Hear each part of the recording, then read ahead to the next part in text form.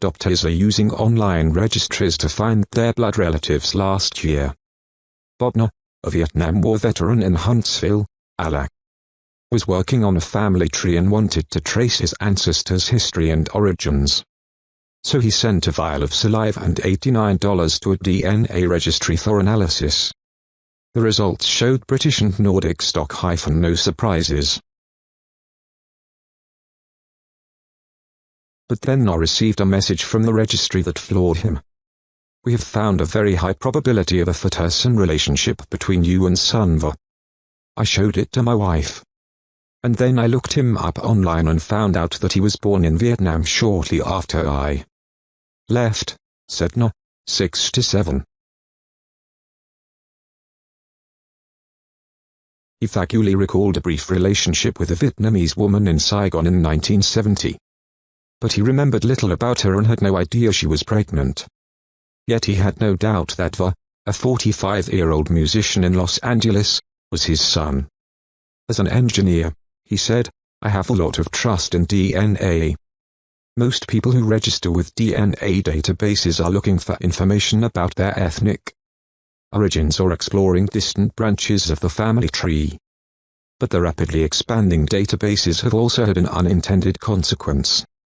They are helping people find biological parents whose identities had long been mysteries. The implications are wide-reaching. For adoptees, birth parents, children of single mothers with unknown fathers, and fathers unaware that they had a child. The answers to lifelong questions or the revelations of closely guarded secrets may now pop up in inbox without warning.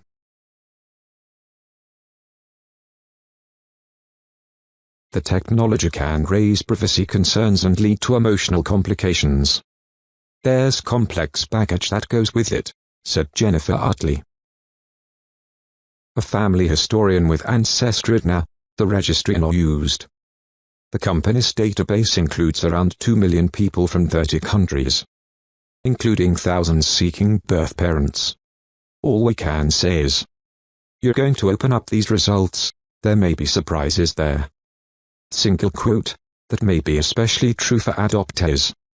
While some have no interest in seeking out biological relatives, others, particularly older adoptees who grew up in a more secretive era, describe a nagging sense of something unresolved. DNA registries hold out the possibility of closure. Some adoptees have found biological relatives when they didn't set out to. Michael Reed, 61, an adoptee in Mundelein, Ill.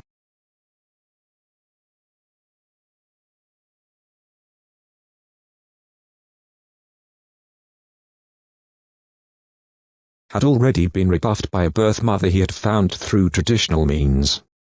He signed up with the registry 23 and was simply to learn about his ancestry. And he was taken aback when he was matched with a first cousin once removed. Together they figured out that her cousin in Utah was likely Reed's biological father. "I was so afraid," he said. "I'm not what I would call a devout person.